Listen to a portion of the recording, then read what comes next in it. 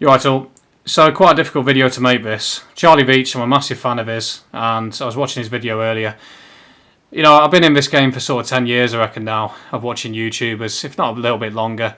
And a telltale sign to me of someone I don't entirely trust is someone who will defend a certain ethnic group of people consistently and never call out any of their wrongdoings, shall we say. And this clip I'll show you in a minute. I'm going to sort of rebuke with other footage of this group of people saying the opposite, basically.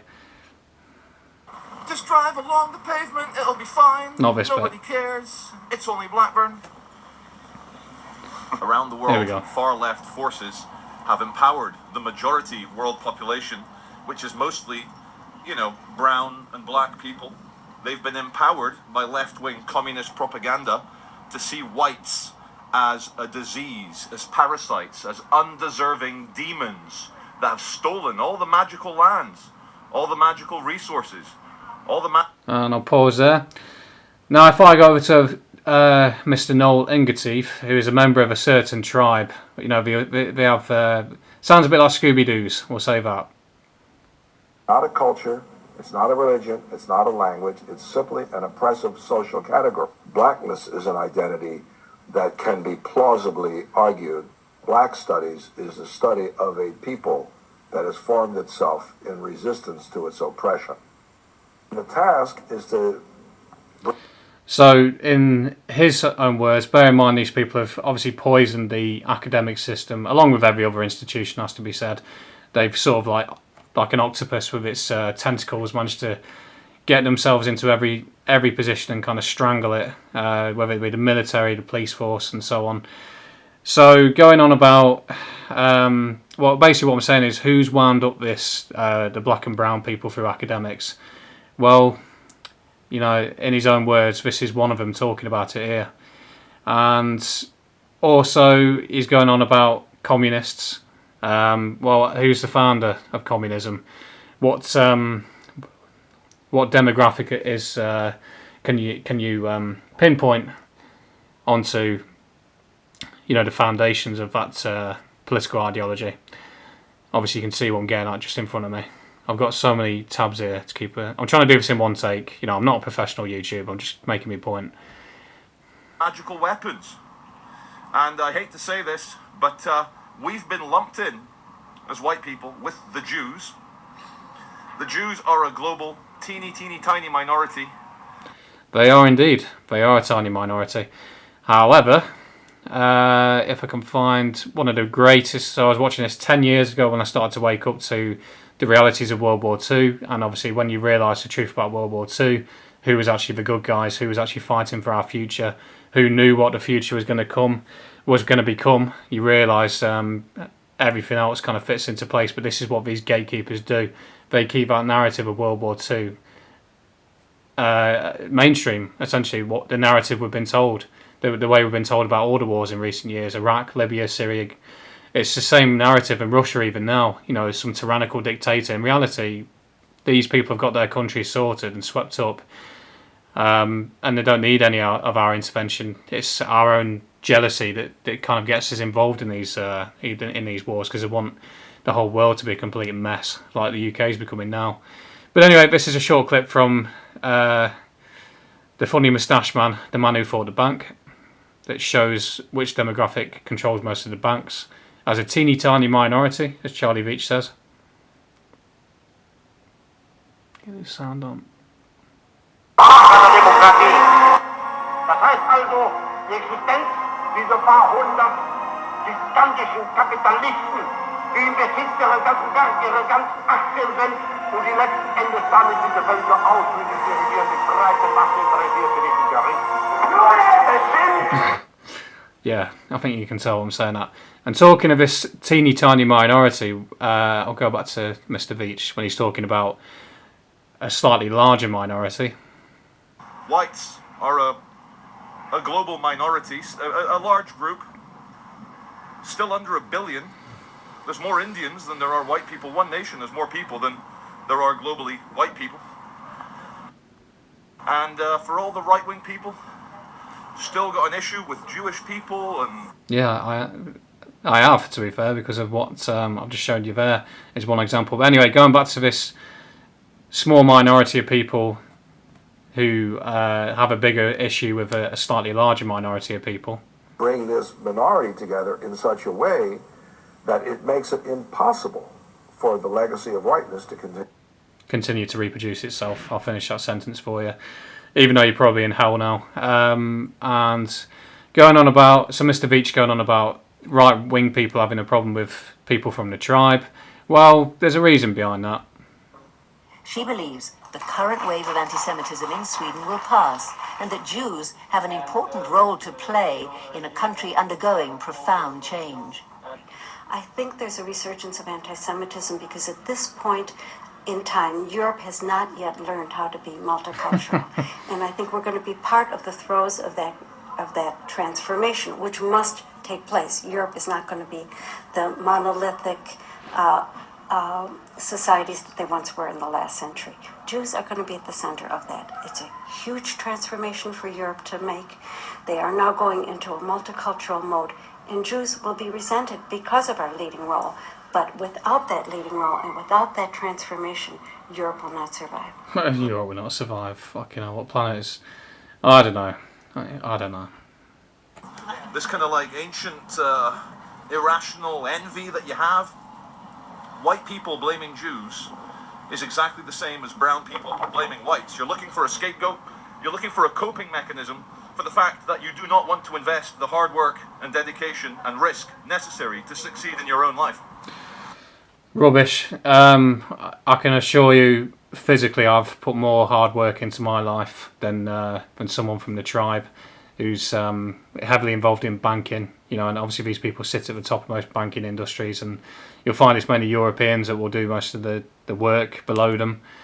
Was it the Rothschilds? Is that thing where they're all sort of spider webbing out across the world, creating central banks, and once they've done that, it's all a case of just printing money off and enslaving nations, basically, which is what Germany was essentially fighting against in World War II, and that's why you'll find a lot of these wars that we're fought in to create dodgy democracies, but in reality it's all about the central banking system. You'll have to bear with me. I'm not a professional YouTuber, so just give me a second while I type this in. To be honest with you, I really can't be fussed going through all the editing process on Clipchamp and all that, so you'll just have to bear with me. There's a quote by Nathan Rothschild. I think it was around the Battle of Waterloo, where he didn't care about who made the laws. It was all about who controlled the money supply, and they controlled the money supply. So going on about hard work again, them men who fought at the Battle of Waterloo, whether they're French or British, you know, they were kind of pawns. You know, this certain group of people were funding both sides, the same as they always do, because it's all about money to them. Young daft lads putting everything into it for nothing, essentially. Just look at them men who fought in World War II. Do you think they'd be content with the world that we're living in now? You know, all the absolute degeneracy. And talking about degeneracy, that leads me on to the Weimar Republic, which Germany was living in just before the funny moustache man came in. Well, you know, who was heavily involved in all that? You know, it's that lot again. We always seem to be there amongst it all. Yeah. So, the conclusion that I've come to is that Europeans, native Europeans, and Jewish people must work together to prevent the next big ethnic cleanse. The good news is, Ashkanazi Jewish people. Oh, a load of rubbish. But listen to Noel Ingerteeth again. My concern is doing away with whiteness. Whiteness is a form of racial oppression, sure. The suggestion is that it is somehow possible to separate whiteness from oppression, and it is not. There can be no white race without the phenomenon of white supremacy. If you abolish slavery, you abolish slaveholders. In the same way, if you abolish racial oppression, you do away with whiteness. Treason to whiteness is loyalty to humanity. I've seen that clip loads of times. Some people will be sat there boiling with anger, but it makes me laugh now just how ridiculous it all is, the level of hatred. He's dead now anyway, so but that ideology will still live on. But this Mr. Veitch, come on, prove me wrong is all I'm saying. There are a handful of clips I can easily find on YouTube. I'm sure if I could really be asked, I could pull up no end of information, more and more, backing up what I'm saying. Have a strong native European genetic admixture. They do. And that's because the Ashkanazis, I think they're. I used to watch a guy in America used to say they're like Turkish, Mongolian sort of mixture, and apparently Ukraine was sort of their home during the Ashkenazi Empire, I believe. So the Ukrainian flag is theirs, and that's why there's a big thing with Ukraine at the minute. Maybe true, maybe not. It's just something I've heard, and they were meant to be a seriously evil group of people that basically, whereas Christianity would all be about being good, they went the other way. And it's all about being bad. Brothers by blood now, against a foreign invading force, which sees no problem in calling you demons, in calling you scum, rats, apes, pigs, destined for either deletion or replacement, or what they prefer, both. So, native Europeans and people of the Jewish faith, together, finally. So the board here says... Back to Mr. Ingerteeth. Reviews are fairly well received in academia. Yes, they're legitimate. Not to say that everyone agrees, but sure. I could not point to any examples where it has provoked political censorship. Whiteness is an identity that arises entirely out of oppression. Whiteness is not a culture, it's not a religion, it's not a language, it's simply an oppressive social category. Blackness is an identity. Anyway. And also I thought it was worth adding in there, you'll find the vast majority of people involved in the porn industry, the director world anyway, and the managerial world are often of a certain descent. So, yeah, again, I think I've seen a quote before that they actually love pornography because it tears down the foundations of Western civilization and Christianity. And apparently when they sort of took over Palestine, they one of the first things they did was flood the networks with pornography, knowing it would subdue the men, because obviously men are very visual creatures, and obviously lust is an extremely difficult thing to combat, and giving away all your testosterone to a load of pixels was going to make men less active, shall we say. So I think that's about it, really. I just think that basically Charlie Veitch, I hate to say it, but I can't help but feel it. He's just basically controlled opposition.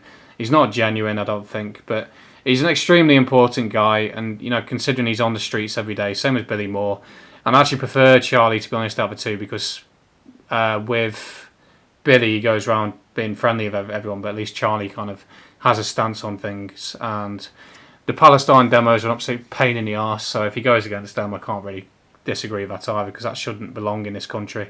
I mean, today, if you haven't seen it, it's worth watching. He's surrounded by a load of Muslim lads in Blackburn. It makes me realise how lucky I've been when I've been up to these places, and I am more